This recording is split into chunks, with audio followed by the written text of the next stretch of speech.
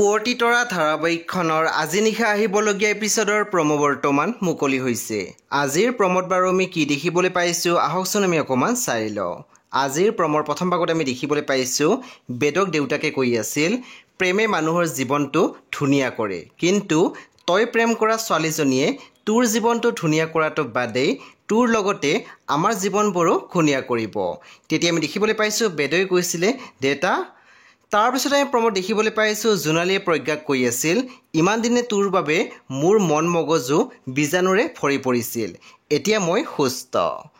তাৰপিছত আমি প্ৰমোদ দেখিবলৈ পাইছোঁ মানুহগৰাকীয়ে মনীষাক কৈ আছিল তোৰো এদিন চকু পানী শুকাব, 7 বছৰ হ'ল মোৰ ইয়াত আৰু 6 বছৰ আছেই।